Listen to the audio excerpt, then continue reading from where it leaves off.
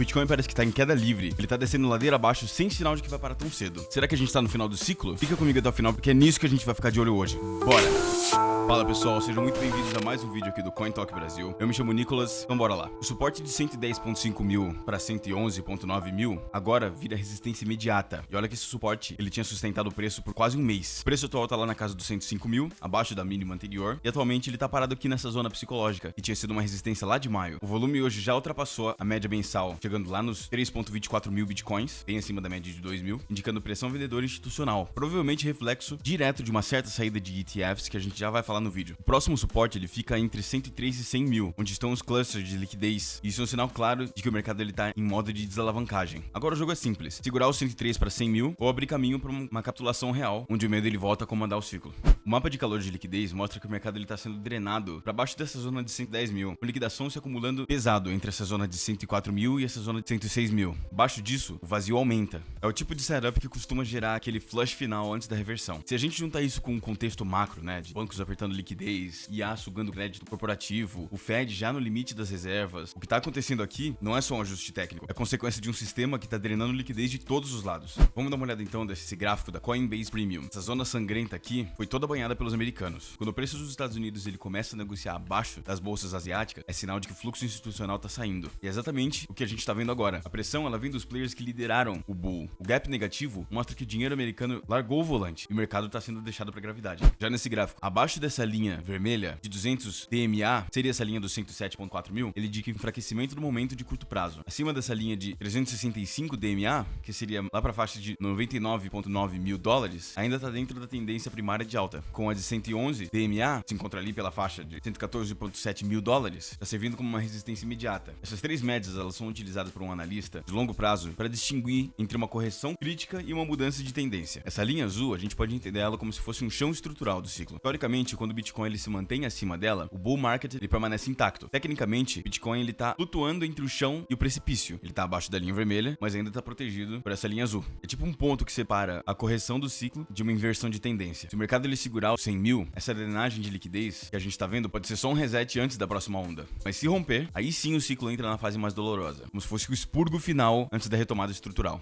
Vamos dar uma olhada agora nesse gráfico aqui que mostra as reservas de Bitcoin nas exchanges. Tá marcado por essa linha roxa aqui. Essa linha ela vem despencando níveis mais baixos da história, abaixo de 2 milhões de Bitcoins. Isso significa que tem menos liquidez à venda, menos moedas disponíveis para dump. Diferente de 2021, quando as reservas subiam junto com o preço, que é um sinal de distribuição, agora a gente está em uma fase de acumulação estrutural, onde cada correção serve mais para reposicionamento do que para colapso. O mercado ele pode até estar mais seco, mas mesmo que o preço caia, o risco de supply shock inverso aumenta. Já esse gráfico aqui está mostrando pra gente o SOPR dos long term holders, ou seja, quanto os holders de longo prazo estão vendendo com lucro. Nas fases de topo, que são esses círculos vermelhos aqui, o SOPR dos detentores de longo prazo disparava. Hoje, esse círculo azul aqui, ele tá próximo da média histórica, indicando que os holders eles não estão despejando, apenas realizando lucros seletivamente. Não dá pra entender disso que a pressão de venda vem dos outros traders e ETFs, não dos holders estruturais. Ou seja, é o mesmo choque, só que numa estrutura oposta. O mercado de 2025, ele tá passando pelo mesmo tipo de choque que em 2021, mas com fundamentos opostos. As reservas estão drenando e os long-term holders estão firmes e a pressão vem do curto prazo. A volatilidade aqui não significa fraqueza estrutural, mas sim redistribuição antes da próxima pernada. Agora vamos dar uma olhadinha nesse ciclo de repetição fractal do Bitcoin. Esse gráfico ele marca um ponto simbólico e técnico. O fechamento do ciclo fractal de 4 anos do Bitcoin, que é uma estrutura que até hoje tem se repetido quase milimetricamente desde 2012. Esse gráfico ele tá mostrando que cada ciclo de 4 anos, tá em azul aqui, segue o mesmo padrão. A gente começa com o bear market, seria essa queda e capitulação. Acumulação, que é uma fase silenciosa, o preço ele anda de maneira lateral. Markup, que é a valorização acelerada. Distribution, que é a euforia e topo, e depois volta para bear market. O modelo ele tá mostrando que 16 de outubro, ou seja, ontem, coincide com o pico do ciclo atual. A gente pode ver bem aqui, ó, entre essas duas fases do ciclo, e a linha, ela se encontra bem nesse meio. O próximo fundo, ele seria projetado lá por volta de outubro de 2026. O que isso quer dizer pra gente é que ontem o Bitcoin ele chegou no ponto exato, onde nos 3 ciclos anteriores o topo se formou. Se o preço começar a ceder daqui, o mercado ele vai provar que nada mudou, né? Alguns vídeos atrás eu tava mostrando algumas estatísticas que estavam mostrando que o Bitcoin ele tava amadurecendo, que os ciclos às vezes estavam mudando, que a gente pode esperar alguma coisa diferente, mas se houver a queda de preço, tudo indica que não. As coisas continuam da mesma forma que sempre. E os ciclos de 4 anos eles continuam ditando o ritmo, mesmo depois da chegada dos ETFs e do dinheiro institucional. E se isso acontecer, o que a gente tá vendo agora não é o fim do bull market, é um fechamento de ciclo.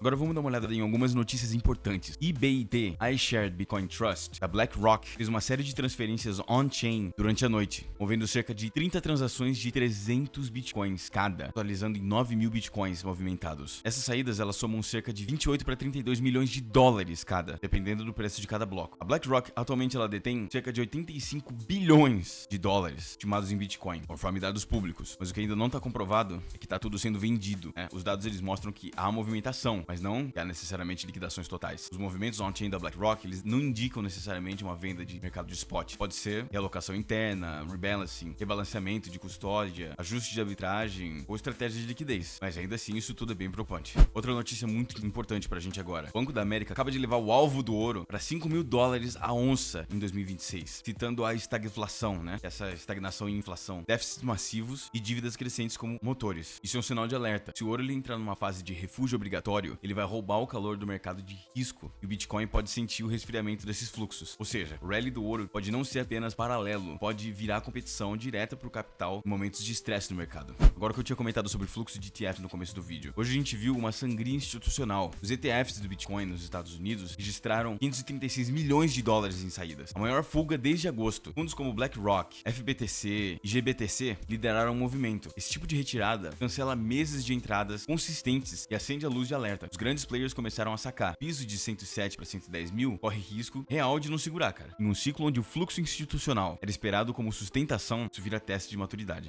Então é isso, espero que vocês tenham gostado. Muito obrigado se você assistiu até aqui. Não esqueça de deixar seu like, se inscrever no canal, ativar o sininho porque isso ajuda muito e te vejo na segunda.